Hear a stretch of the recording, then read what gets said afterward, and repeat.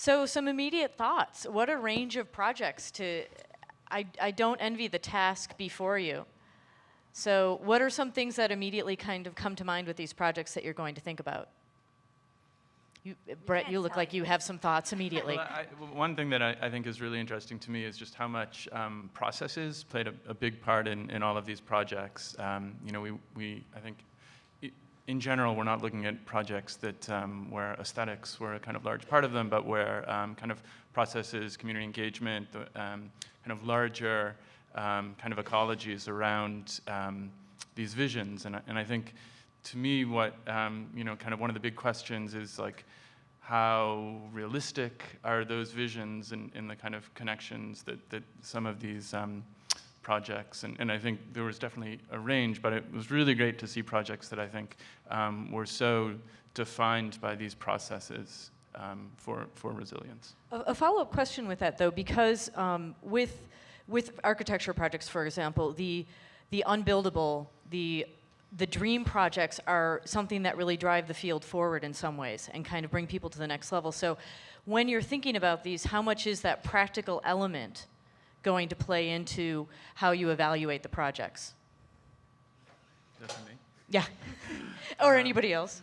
No, for me, I think actually that practical component is a big question, both in terms of like the built stuff, but also the partnerships. You know, like, you know, I'm thinking actually of a project we recently worked on where we had one of the partners were the people who drive sanitation trucks in the city of San Jose.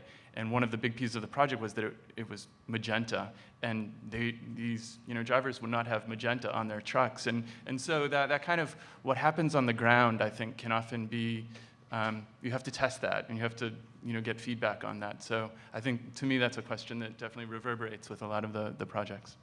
So all these projects seem like they're in stages where they're either have been implemented or they're about to be implemented. So I don't think there's a question arises for us of whether or not they're, you know, dreamy or high in the sky.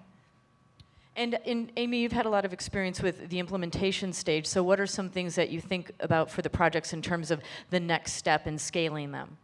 Well, I think it goes to kind of what you're saying, is ensuring that there are communities out there that are really supportive of this, and being able to tell the story afterwards about how we were able to demonstrate, you know, X, Y, and Z, and these were the benefits from it, and how quick it happened, and the lessons learned really concisely for other communities who are interested. Anna? I'm just going to say the most inspiring thing is the way many of these projects speak to the context and to the people and the communities that they're responding to and that they're responsive to. So I think that's really an important aspect of any design, whether it's technology or a building or some new innovation. And I appreciate the fact that many of the contestants are thinking not just about resilience in times of disaster, which are really important, but also long-term resilience of communities and social resilience within place. So, I think the level of complexity that everyone's dealing with in each of the projects on various scales, even if it's a supposedly small-scale project, all the systems that go into it in solving it is a really interesting problem. Graeme, you look like you were poised to say something. Well, I think it's interesting, you know, you have some projects coming at it from top down and others from very much kind of grassroots, and the grassroots projects particularly, I'm really encouraged by them when they are able to manifest the changes that they're trying to make locally. I would encourage them to tell those stories beyond just the cities and towns or villages that they're implementing them, and using those stories. I think the gentleman from Pittsburgh talked a lot about, you know, having research papers that they can publish. I would encourage everyone to use technology to bring those stories out. So even if they're not going to scale beyond, hey, our one city or our one project, others can kind of piggyback and use some of their successes and build upon them. Yeah, it doesn't have to. Well, first, I attended a session earlier today where the premise was that people inherently want to be good, which is a platitude that I think I want to agree with. I'm an engineer, so I'm a little bit more data-driven, unfortunately, than just wanting to agree with a sentiment like that. So first of all, thank you guys, all of you guys, for making the next time I click on the Washington Post homepage suck a little bit less. Because I really do feel like picking up on that thought, the concrete nature of the way that these things can be implemented and the ripples that they will have as a result can go a couple of different directions. They can scale. You can take your toilet and you can put it in 15 or 20 or 15,000 different places in Africa, and you can truly change the paradigm there. But the other thing that projects like this do sort of across the board, all of these projects, is that they represent something that might be the light bulb going off in somebody else's head and saying, oh, I can do that for X, or I've been struggling with this problem and this guy said this thing and it spurred something else. And I think that the point that you made about the big grand visions being the things that change design or change paradigms, I certainly think that there's plenty of evidence to support that. There's also, I think, plenty of evidence to support the sort of smaller spark leading to something that becomes a significant change. And I think that was really nicely represented by the array of projects where you had everything from such a huge scale. Yeah, I mean, just it's really a really challenging. amazing range of projects. So for the future of these projects, what are some things that you would like the pitchers to kind of consider as they're moving forward, and things from your own experience that you found helpful?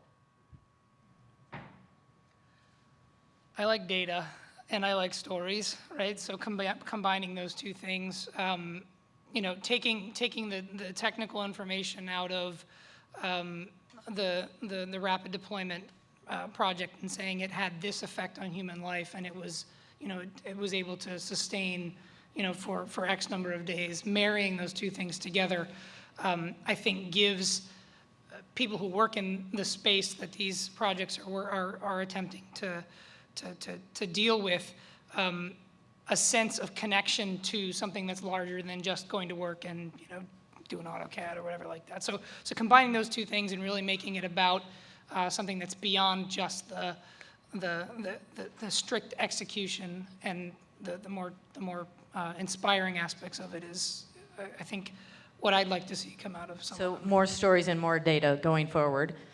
Amy? Yeah, and marrying them together. And Marrying married those together. things. I would say just a direct articulation of what the innovation is, because these aren't new problems. So everyone's talking about sanitation and water and food and energy. I mean, we pretty much have everything here, and a lot of folks are working on these problems. So why is this specific approach unique? Excellent.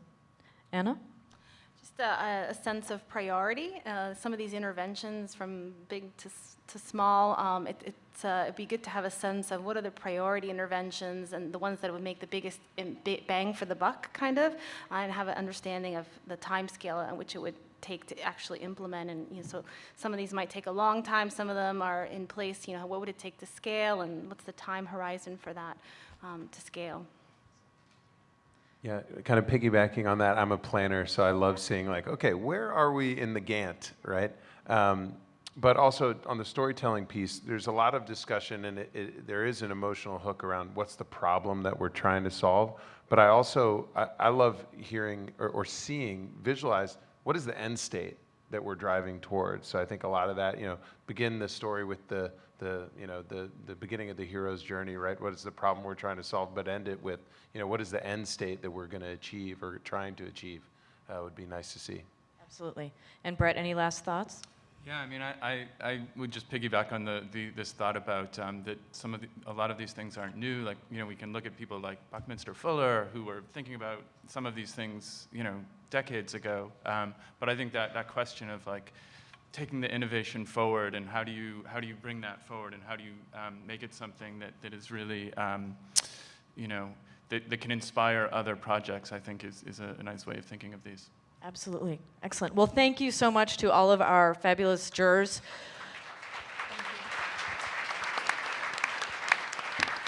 Who will now be, after this concludes, they will go and deliberate and decide which of our amazing presenters. And I think the element of story is a really important one, and I think we're all here because we're concerned about our own stories, but the larger story we're trying to tell about what's going to happen to us and our existence on this planet. And I think that it's sometimes you think that I have to have an amazing impact, I have to have a big project, but I think these projects really demonstrate the beauty of whether it's changing the lives of people in a small village, or building the greenest building in the world, or changing the water for an entire city, that everybody has a role to play and everybody has something to do. So I really want to thank the jurors for spending their time and their professional devotion working to change things, and also to our pitchers for caring enough to dedicate their time and lives to that, and also to all of you for being here and taking the time to take part in this larger conversation.